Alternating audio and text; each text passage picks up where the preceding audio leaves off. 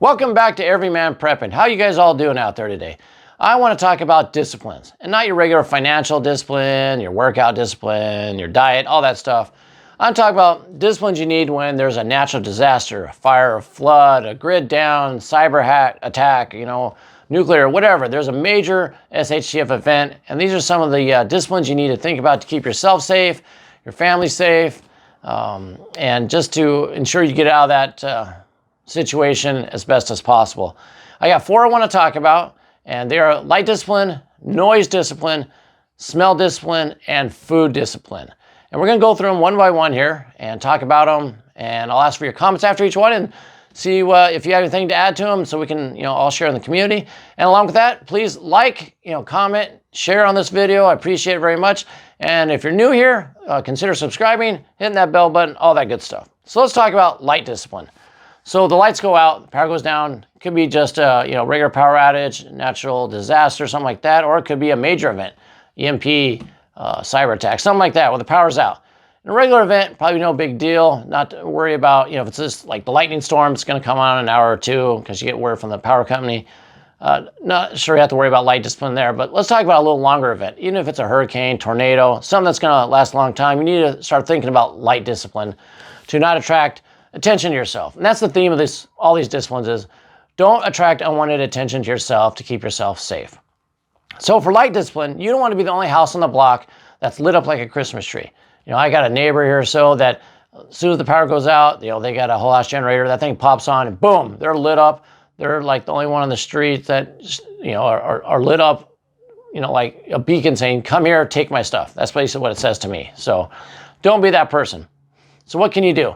Well, you can start using some candles in parts of the house where they face, the street or neighbor, and you have no way to block the light. They produce less light. People think you only have a candle. No big deal. But, you've been prepping. You have a generator. You have solar. You want to use lights because that's what you used it for. You want to have more of a normalcy to yourself and your family. So what do you do then? Well, you can get blackout covers for your windows. You install them, put them on, pretty easy to do. And they cover, almost all the light. And you can do whatever you want behind them, and no one's wiser to the outside. You could also, because if you're in an area where there's, tornadoes, hurricanes, you might have wood cut out already because you want to board up your windows. So you can do that as well. There's two theories: board up inside, board up outside.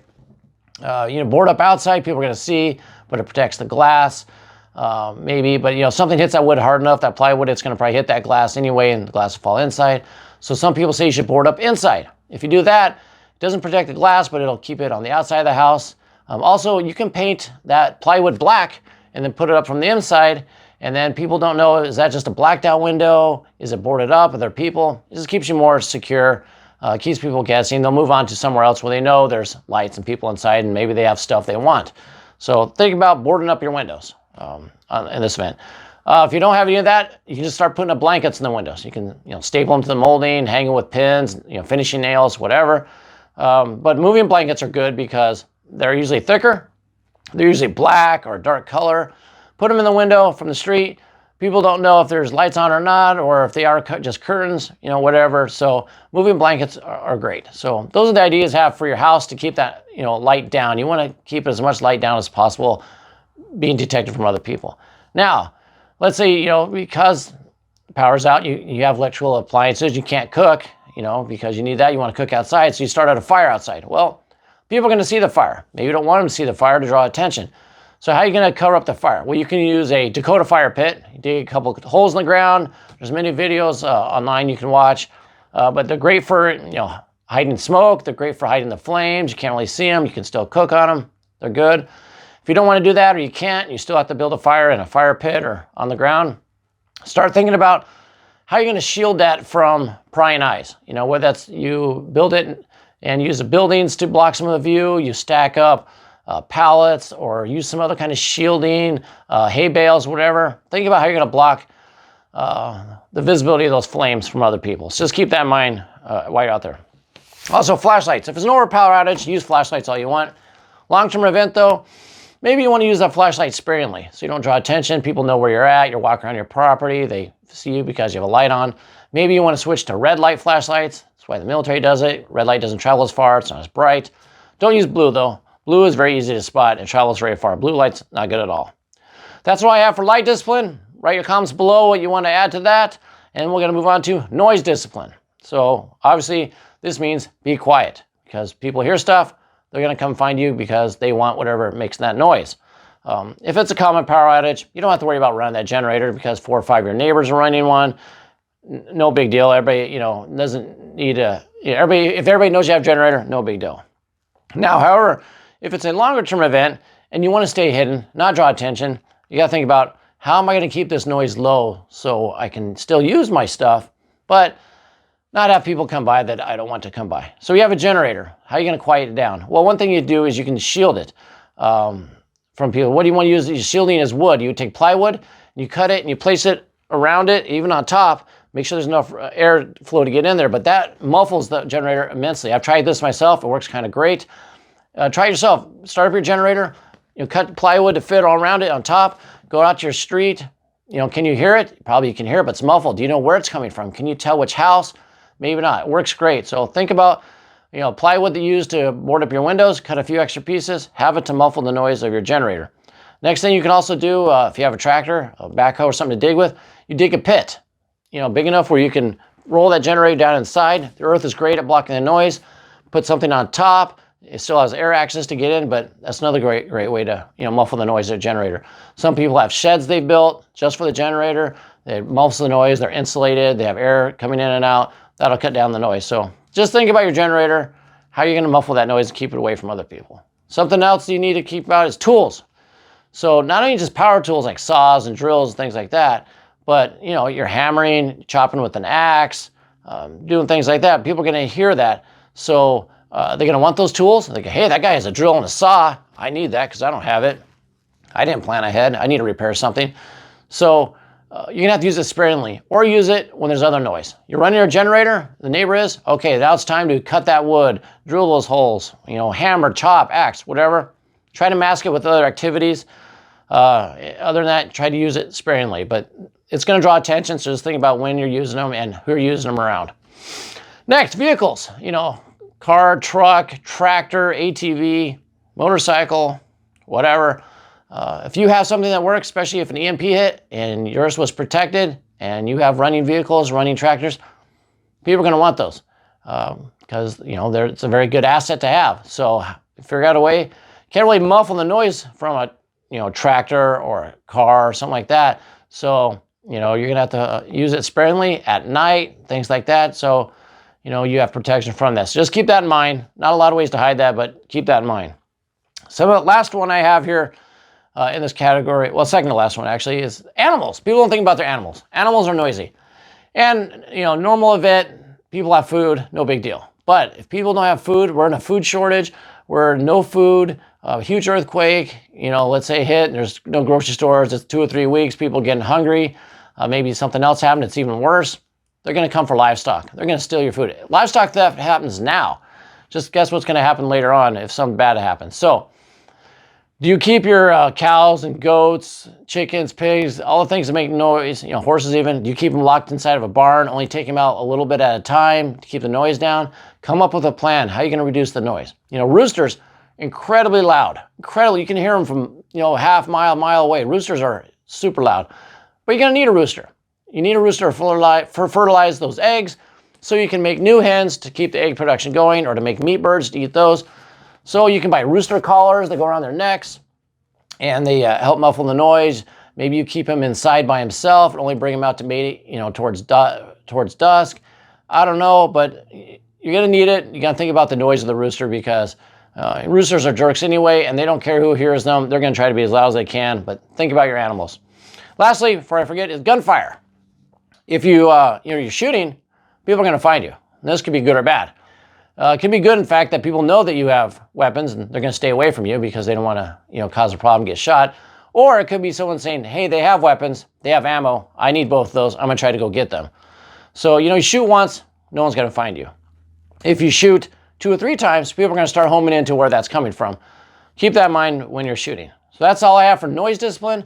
Write down below anything you want to add to that, and we'll move on to the next one, which is smell discipline. This one doesn't come up too often, not too many people think about this, but think about smells. Everybody can smell when someone's cooking bacon or having a barbecue or, cooking something outside. Cooking smells travel. And if you're cooking food and people are hungry, it's going to be like zombies coming trying to get your food. You might even attract animals. So let's talk about how we're going to keep our smell discipline down. So when you're cooking, try to cook inside if possible. Keep the smells inside there, but do it safely. That's the best bet. Secondly, if you're cooking outside, you're going to have to do it. Think about the wind. Maybe the wind's blowing in a direction where there's not too many people around, in that direction. You're going to cook during that time of day. You're going to cook when there's no wind. You're going to do a lot of prepping so you can cook it fast and be done with it. Or you smell someone else's food cooking and you cook also, so it masks yours. So think about that. What else smells? Fires, whether it be the fire to cook your food or heat yourself, coming out of a chimney. Everybody can smell smoke. If you're the only one with the fire, they're going to come find you. It's hard to keep smoke down. Maybe you do it at night because it's hard then to locate where it's coming from. So you run your chimney at night, you cook your food at night, and then you just eat it the next day. But, people will smell obviously the smoke from a fire. Also, if burning fuel exhaust. If there's not a lot of vehicles running, you're going to be able to smell exhaust, whether from a tractor, ATV, generator, that kind of thing. The exhaust smell will travel. Just something to think about while you're out there. And lastly, this one I'm pretty sure not too many people think about at all, and that's body odor, your smell. You've prepped and you're ready for this. And, there's no water, but you know what? You have a camp shower, you have your own water, you have soap, and you have deodorant. So you're clean and you smell good, and that's great. That's what you have there for some normalcy for you and your family. But if you go out, walk around, talk to neighbors, go into town, whatever, and everybody else stinks because they haven't showered in 3 or 4 weeks, and they all smell, and you're doing good, well, you're not the gray man. You're not blending in. You need to be the gray man, so you need to smell. So what does that mean? Well, if you know you're going to meet people, do you have a set of clothes that maybe you've drug through the barn, you kept outside, and they stink? You put those on because now you smell. Maybe you don't, you've got to go into town the next day or so or meet someone, so you don't shower for a day or two. Whatever it is, cover up your smell. Don't be nice and clean smelling when everybody else stinks and you stick out like a sore thumb. Is there a way to cover up smells? Like the cooking smell or, exhaust and stuff. Dead, rotting carcasses, cover it up. I don't know if you want to have those around or not. Could you burn tires? You could burn tires because that makes a horrible smell, and that would cover up your cooking smell. You could. You write what ideas do you use? Whatever ideas you have, write them below for covering up smells. What would you do to cover up your smell, including the body odor one? What would you do for the body odor coverage? Because you can always, like I said, you can always come home afterwards, clean up, and smell happy again and have some normalcy. Now, moving on to the last one, food discipline. What am I talking about with food discipline? So long-term, grid down, Shtf, major natural disaster, where food is scarce, well, you need to look hungry and skinny like everybody else. I mean, probably good for all of us to lose a few lbs anyway, but if everybody else is hungry and skinny, you kind of need to fit in. You don't want to be that lost character, the big fat guy on a deserted island where everybody else is skinny because they're not eating. Now, I know Lost was a dream or they're all dead or whatever, but you know the concept. You don't want to be the fat person next to all the skinny person. You don't have to be fat. You don't want to be the super healthy fit person next to the skinny people because they're going to know you have stuff and they're going to say you have to share it. Even though you prepared, they're going to say it's not fair and they're going to want to come get it. So we need to prepare for this. So what's one thing you can do for this? Well, you could have a set of baggy clothes that when you go out, you wear. They're big, they're a couple sizes too big, they look like they're falling off you. People see you and they're like, wow, that guy's lost a lot of weight. Look how the clothes are just falling off him. Good. They think, oh, he doesn't have food. That's great too. And like I said, you want to try to be lean anyway. The leaner you are, the more faster you're going to move, the healthier you're going to be anyway. But try the baggy clothes idea. Also, put some suggestions below, how else you would try to blend in, to the skinny population. Next, if there's food lines, the government's providing food, water, things like that. You have plenty at home because you prepared, you've been prepping. But you know what? You're going to stand those lines anyway because you need to be the gray man. You need to fit in. If, all your neighbors and friends, they're going to these lines and you're at home and you tell them you don't need to, well, that word's going to travel. That's going to get around. People are going to come to your house and they're going to make you give up your food, or they're going to try to, and you're going to have to do other stuff to defend it.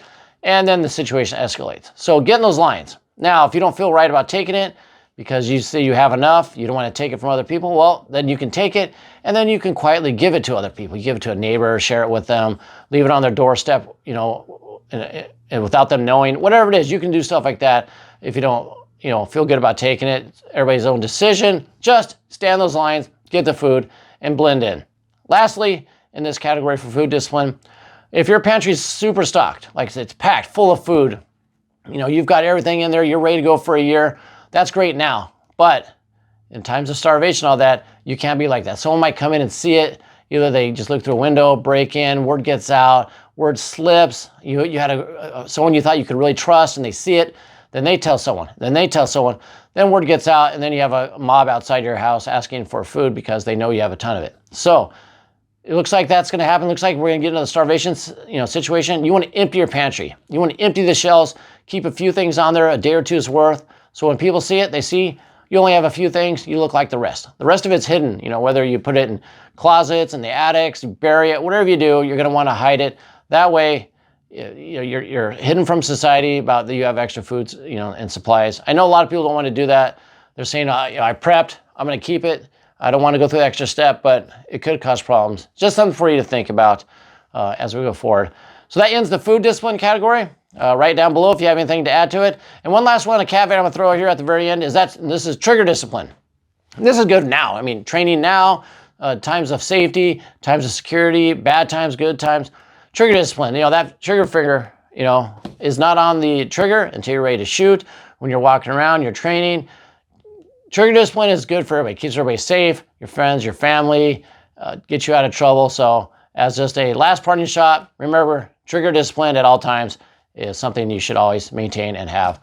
So that's all I have. As a review, we had light discipline, noise discipline, food discipline, and smell discipline, and of course, trigger discipline. So hope you enjoyed this. Hope you got something out of it. Until next time, keep your ear to the ground, head on a swivel. If it bleeds, we can kill it.